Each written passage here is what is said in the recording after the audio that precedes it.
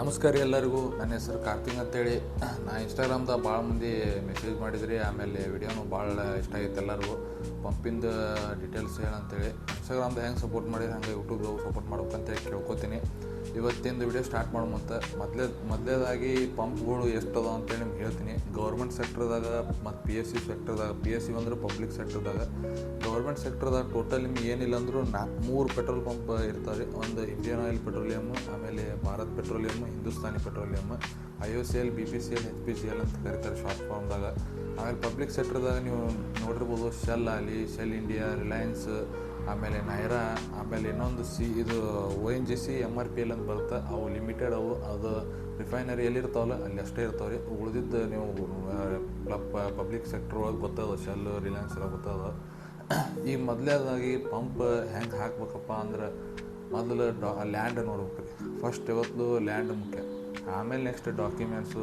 Land approve ಆದಮೇಲೆ next ಮುಂದಿನ procedure ನಿಮ್ಗೆ ಅನುಕೂಲ ಮಾಡಿಕೊಡ್ತಾರೆ, ಇಲ್ಲಾಂದ್ರೆ ಇಲ್ಲ.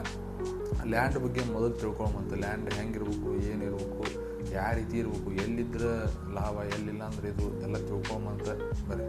ಮೊದಲೇದಾಗಿ ನಿಮ್ಗೆ ಸಾಯಿಲ್ ಕಂಡೀಷನ್ ಬಗ್ಗೆ ಹೇಳ್ತೀನಿ. ನಿಮ್ಮ ಕಡೆ ಸ್ವಂತ ಜಾಗ ಇರ್ಬೋದು ಅಥವಾ ನೀವು ಬಾಡಿ ತೊಗೊಂಡಾರ ಮಾಡ್ಬೋದು, ಅದ್ರಾಗ ಏನಿಲ್ಲ. ನಿಮಗೆ ಮೇನ್ ಇಂಪಾರ್ಟೆನ್ಸ್ ಪಂಪ್ ಹಾಕೋಲ್ಲಿ ಬರೋದಂದ್ರೆ ಸಾಯಿಲ್ ಕಂಡೀಷನ್. ಸಾಯಿಲ್ ಚಲೋ ಇತ್ತಂದ್ರೆ ನೀವು ಪಂಪ್ ಆಗಿದ್ದಾಗ ಅಪ್ರೂವ್ ಆಗುತ್ತೆ, ಎಲ್ಲ ಬರೋಬ್ಬರಿ. ನಿಮ್ಮ ಖರ್ಚು ಕಡಿಮೆ ಆಗುತ್ತೆ, ಎಲ್ಲ ಆಗುತ್ತೆ. ಮೇನ್ಲಿ ಸಾಯಿಲ್ ಒಳಗೆ ಭಾಳ ಟೈಪ್ ಸಾಯಿಲ್ ಅದ. ರೆಡ್ ಸಾಯಿಲು, ಆಮೇಲೆ ಬ್ಲ್ಯಾಕ್ ಸಾಯಿಲು, ಆಮೇಲೆ ಮೊರಮು, ಬೇರೆ ಬೇರೆ ರೀತಿಯಾದ ಸಾಯಿಲ್ಸ್ ಅದಾವೆ ರೀ. ನಿಮ್ಮದು ಲ್ಯಾಂಡ್ದಾಗ ರೆಡ್ ಸಾಯಿಲ್ ಇತ್ತಪ್ಪ ಅಂದ್ರೆ ಅದು ಹೆಂಗಿರ್ಬೇಕಂದ್ರೆ ಫುಲ್ ಹಾರ್ಡ್ ಸ್ಟೇಬಲ್ ಸಾಯಿಲ್ ಇರ್ಬೇಕು ರೀ. ಈಗ ಒಂದು ಯಾವುದೋ ಮಳೆ ಇರಲಿಲ್ಲಪ್ಪ ಅಂದ್ರೂ ಗಟ್ಟಿನೆಲ್ಲ ಇತ್ತಂದ್ರು ಒಂದು ವೇಳೆ ಯಾವ ಗಾಡಿ ಬಂದು ಕುಸಿತಂದ್ರೂ ಅದಕ್ಕೆ ಅಪ್ರೂವ್ ಆಗಲ್ಲ ರೀ. ಯಾಕಂದ್ರೆ ನೆಲ ಕುಸಿಬಾರ್ದೆಂದು.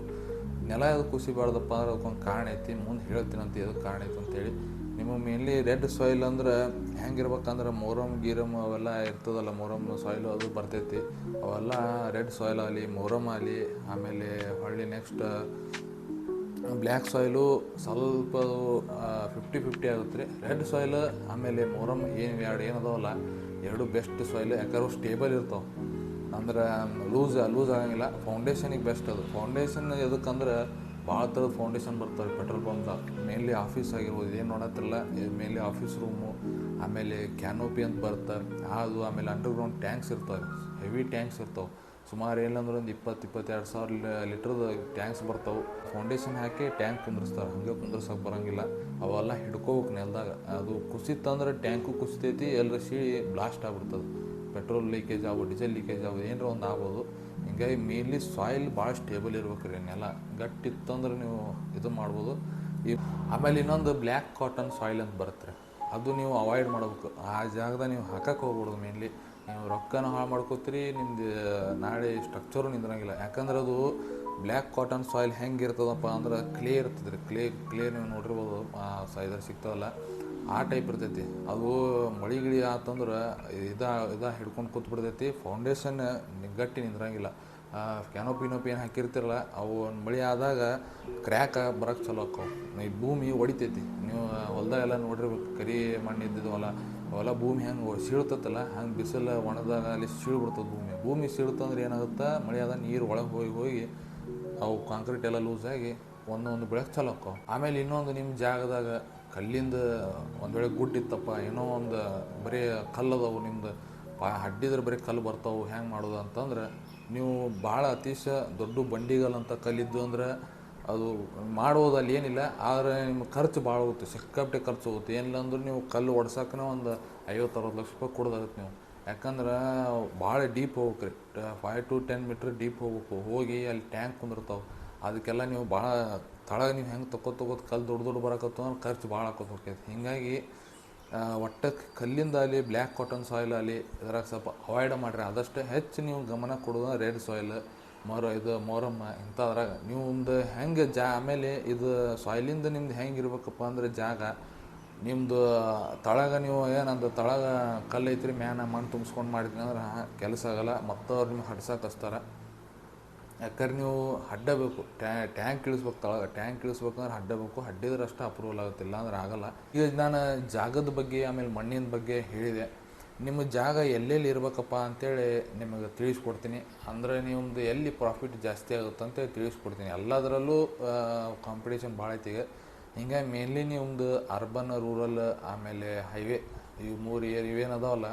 ಅರ್ಬನ್ ಅಂದ್ರೆ ಗೊತ್ತೈತಿ, ಸಿಟಿ. ರೂರಲ್ ಅಂದ್ರೆ ಹಳ್ಳಿ, ಆಮೇಲೆ ಹೈವೇ ಅಂದ್ರೆ ಮೇನ್ ಎಕ್ಸ್ಪ್ರೆಸ್ ವೇ ಆಗಲಿ, 6 ಲೇನ್ ಹೈವೇ, 4 ಲೇನ್ ಹೈವೇ ಆಗಲಿ, ಎಲ್ಲ ರೋಡ್. ಈಗ ಹೈವೇ ಹೋಗಿರ್ತೈತಿ, ಅದ್ರ ಬಾಜುನ ಜಾಗ ಇರ್ತೈತಿ. ಹೆಂಗಿರ್ಬೇಕಂದ್ರೆ ಜಾಗ ಹೈವೇದೇನು ಗ್ರೌಂಡ್ ಲೆವೆಲ್ ಇರುತ್ತಲ್ಲ, ಅದಕ್ಕೆ ಹಚ್ಚೆ ನಿಮ್ಮದು ಭೂಮಿ ಒಂದು ಆ ಗ್ರೌಂಡ್ ಲೆವೆಲ್ ಇರಬೇಕು. ಇಲ್ಲ ಮತ್ತೆ ಹೊಳ್ಳಿ ಫಿಲ್ಲಿಂಗ್ ಬಂತಪ್ಪ ಅಂದ್ರೆ ಖರ್ಚು ಭಾಳ ಆಗುತ್ತೆ.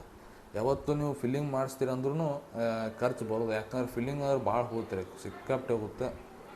ಅದಕ್ಕೆ ಹಿಂಗಾಗಿ ಆದಷ್ಟು ನೀವು ಜಾಗ ಸೆಲೆಕ್ಷನ್ ಹೆಂಗೆ ಮಾಡ್ಬೇಕಂದ್ರೆ, ನಿಮ್ದು ಏನು ರೋಡ್ ಇರುತ್ತಲ್ಲ, ಹೈವೇ ಆಗಲಿ ಯಾವುದೋ ರೋಡ್ ಆಗಲಿ, ಅದರದ್ದು ಗ್ರೌಂಡ್ ಲೆವೆಲ್ ನಮ್ಮದು ಜಾಗದ ಲೆವೆಲ್ ಇರಬೇಕು. ಆದರೆ ನಿಮ್ಮದು ಖರ್ಚು ಉಳಿತಾಯ ಆಗುತ್ತೆ, ರೊಕ್ಕ ಉಳಿತೈತಿ, ಭಾಳ ಹೋಗಂಗಿಲ್ಲ, ಖರ್ಚು ಕಡಿಮೆ ಆಗುತ್ತೆ. ಈಗ ನಮಗೆಲ್ಲ ರೋಡ್ ಲೆವೆಲ್ ಸ್ವಲ್ಪ 1-2 ಫೀಟ್ ಡೌನ್ ಅದಾವೆ ರೀ, ನಮಗೆ ನಡಿತೈತಿ. ಯಾಕಂದ್ರೆ ನಮ್ಮಲ್ಲಿ ಇಲ್ಲಿ ಮುಗಿತದೆ ರೋಡ್, ಹೊಳ್ಳಿ ಡೆವಲಪ್ಮೆಂಟ್ ಆಗಂಗಿಲ್ಲ. ಈಗ ಬೇರೆ ಜಾಗದಾಗೆಲ್ಲ ಹೆಂಗಿರ್ತೈತಿ, ಇವತ್ತು ಈ ರೋಡ್ ಇತ್ತದ ನಾಳೆ ಬೇರೆ ರೋಡ್ ಆಗುತ್ತೆ, ಅವಾಗ ನಾಳೆ ಸಮಸ್ಯೆ ಆಕ್ಕವು. ಯಾಕಂದ್ರೆ ಮ್ಯಾಗ ರೋಡಿನ ಡ್ರೈನೇಜ್ ವಾಟರ್ ಎಲ್ಲ ನಿಮ್ಮ ಪಂಪ್ನಾಗ ಬರೋ ಸ್ಟಾರ್ಟ್ ಆಗುತ್ತೆ. ಹಿಂಗಾಗಿ ನೋಡಿಕೊಂಡು ಸೆಲೆಕ್ಷನ್ ಚಲೋ ತಂದು ಮಾಡೋದು. ಇವು ನೀರಿಂದ ಇದ್ದಲ್ಲಿ ಕೆರೆ, ಹೊಂಡ ಇಂಥವೇನು ಇರ್ತಾವಲ್ಲ, ಅದ್ರ ಹೊಂಡ ಕೆರೆ ಬಾಜುನ ಜಾಗ ಇತ್ತಂದ್ರೆ ಅಲ್ಲಿ ಹಾಕಕ್ಕೆ ಹೋಗ್ಬೇಡ್ರಿ ಪಂಪ್. ಯಾಕಂದ್ರೆ ಪರ್ಮಿಷನ್ ಕೊಡೋಂಗಿಲ್ಲ.